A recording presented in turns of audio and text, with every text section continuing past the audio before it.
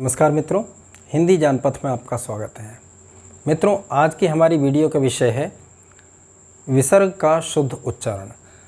विसर्ग का शुद्ध उच्चारण जानने से पहले हम विसर्ग के प्रमुख तथ्यों पर विचार करेंगे, दृष्टिपात करेंगे। विसर्ग की प्रमुख विशेषताओं को देखेंगे। विसर्ग, पहली विशेषता है विसर्ग स्वतंत्र ध्वनि नहीं है, यह स्वरों पर आश्रित ध्वनि है। विसर्ग स्वतंत्र ध्वनि नहीं है, स्वरों पर आश्रित है, मतलब स्वरों के साथ ही इसका प्रयोग होता है, स्वर के साथ में ही इसका उच्चारण होता है, स्वर के साथ में ही इसका लेखन होता है। दूसरी इसकी विशेषता है व्यंजन के बाद प्रयोग नहीं होता। पहले बिंदु से ही यह स्पष्ट होता है कि स्वरों पर आश्रित है, मतलब व्यंजन पर आश्रित नहीं है, मतलब व्यंजन के बाद इसका प्रयोग नहीं होता। विसर्ग के तुरंत पहले व्यंजन, अर्थात कहिए कि विसर्ग व्यंजन के तुरंत बाद विसर्ग का प्रयोग नहीं होता है। तीसरा पॉइंट है इसका, शब्द के प्रारंभ में प्रयोग नहीं होता है। हम हिंदी की बात कर रहे हैं। हिंदी शब्दों में शब्द के प्रारंभ में विसर्ग का प्रयोग नहीं होता है और शब्द के मध्य में भी विसर्ग का प्रयोग हिंदी शब्दों में, संस्कृत शब्दों में होता है, किंतु हिंदी शब्दों में विसर्ग का प्रयोग शब्द के प्रारंभ में या शब्द के मध्य में इसका प्रयोग नहीं होता है, शब्द के अंत में ही इसका प्रयोग होता है। अगला बिंदु है हमारा कंठ से उच्चारित ध्वनि है, इसका उच्चारण स्थान कंठ है। अगला बिंदु है हमारा स्वराश्रित ध्वनि होने के कारण इसका उच्चारण स्वर के साथ ही होता है, अकेले नहीं। स्वराश्रित ध्वनि है, स्वरों पर आश्रित ध्वनि है, स्वतंत्र ध्वनि नहीं है, इसलिए इसका प्रयोग अकेले नहीं होता है, स्वर के साथ में ही होता है, वह स्वर चाहे जो भी हो। अगला बिंदु है अन्य वर्णों की भांति विसर्ग की भी अपनी ध्वनि है और यहाँ कोष्ठक में लिख दिया है हा से भिन्न। देखिए, अब यहाँ ये बात है कि जैसे अन्य वर्ण हैं, हिंदी वर्णमाला में, पूरी वर्णमाला में जितने भी वर्ण हैं उनकी अपनी ध्वनि है, उनका स्वतंत्र अस्तित्व है, उनकी स्वतंत्र उनका लेखन है, स्वतंत्र उनकी ध्वनि है। यदि एक ध्वनि हो तो उसके लिए दो वर्ण कदापि नहीं हो सकते थे, ये समझ लेने का विषय है। अब यहाँ कोष्ठक में हमने लिख दिया है हा से भिन्न। कई स्थानों पर कई लोगों के द्वारा हमको यह सुनने को मिलता है कि विसर्ग की ध्वनि हा के समान है, हा और विसर्ग की ध्वनि एक है, जबकि ऐसा नहीं है।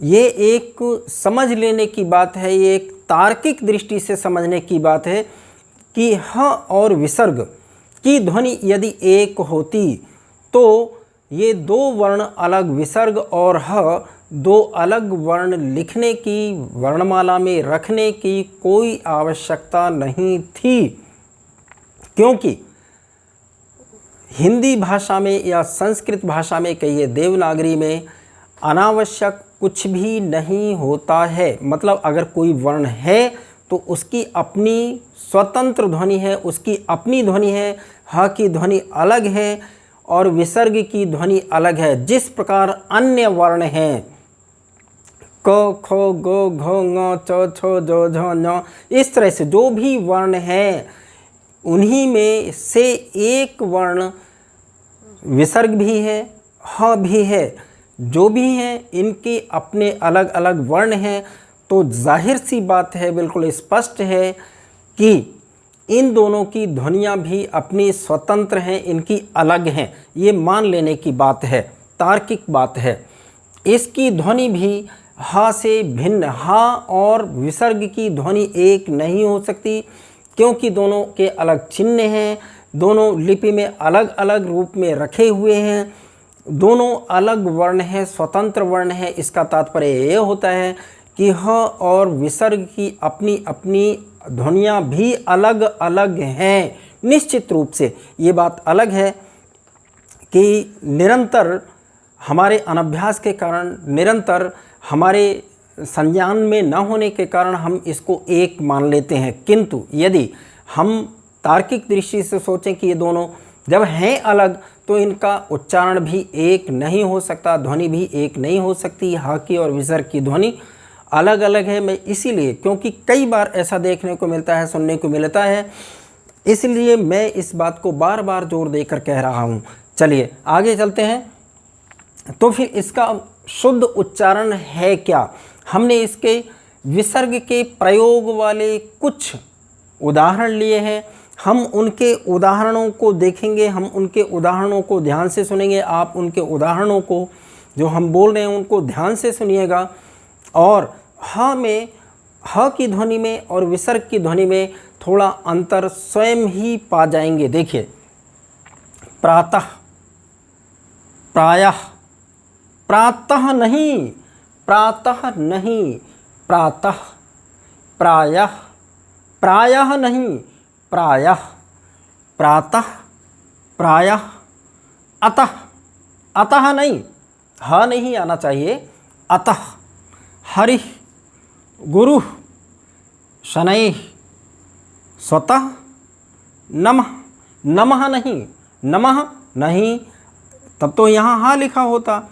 अगर हा नहीं लिखा है, विसर्ग लिखा है, इसका मतलब हा की उच्चारण, ध्वनि उच्चारण हमें नहीं करना है, हमको विसर्ग की ही ध्वनि का उच्चारण करना है। नमः, पुनः, पुनः नहीं, पुनः न, पुनः, नमः, पुनः, पूर्णतः, वस्तुतः, वस्तुतः नहीं, नहीं, वस्तुतः नहीं, वस्तुतः, क्रमशः, क्रमशः नहीं, क्रमशः, अंतःकरण, अंतःकरण नहीं। कुछ लोग अज्ञानतावश इसको अंतःकरण बोल देते हैं, किंतु वह अशुद्ध है। इसका शुद्ध उच्चारण है अंतःकरण, अंतःपुर, हाँ नहीं, अंतःपुर, प्रातःकाल, प्रातःकाल नहीं, प्रातःकाल।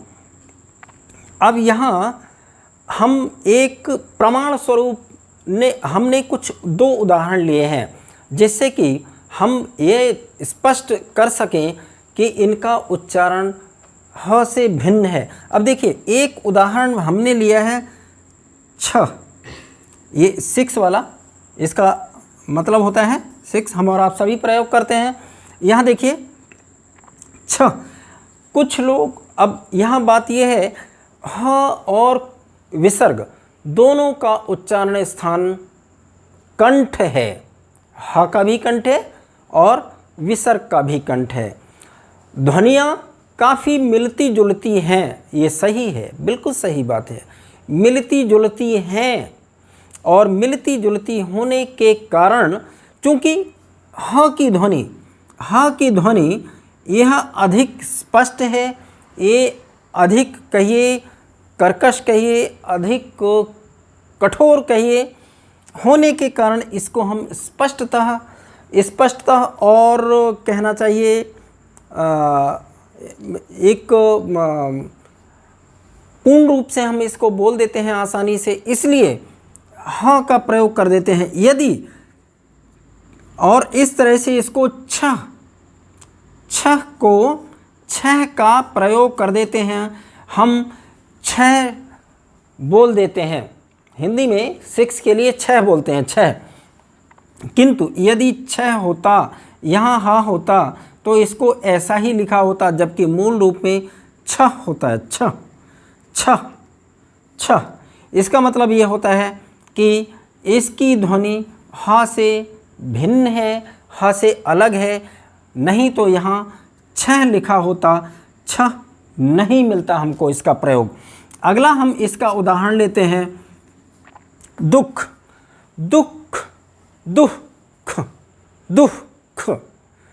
अब यहाँ एक उदाहरण के तौर पर हम देखेंगे कि बोलचाल की भाषा में हम कई बार, और अपभ्रंश भाषा में भी कहिए, कई बार हम दुख शब्द इस तरह से लिखा हुआ भी देखते हैं, दुख ऐसे लिखा हुआ भी देखते हैं, और बोलने में तो ये शब्द काफ़ी आता है, दुख बोल देते हैं। अगर ऐसा होता, यदि ऐसा होता कि इसकी यहाँ हाँ और विसर्ग की ध्वनि एक होती तो इसको ऐसा हम लिखते या बोलते, दुख बोलते या ऐसा बोलते, किंतु ऐसा नहीं है।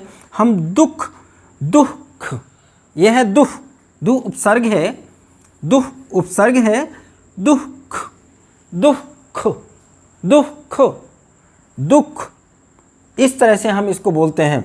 ह का प्रयोग नहीं करते हैं।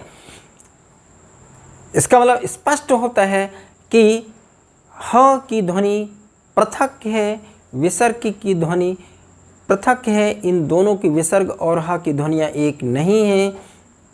हमको फिर एक बार देखिए हमको किस तरह से उच्चारण करना चाहिए। प्रातः, प्रायः, अतः, हरिः, गुरुः, शनैः, स्वतः, नमः, पुनः, पूर्णतः, वस्तुतः, क्रमशः, अंतःकरण, अंतःपुर, प्रातःकाल, छः, दुख। आशा है विसर्ग का उच्चारण स्पष्ट हो गया होगा। बहुत बहुत धन्यवाद।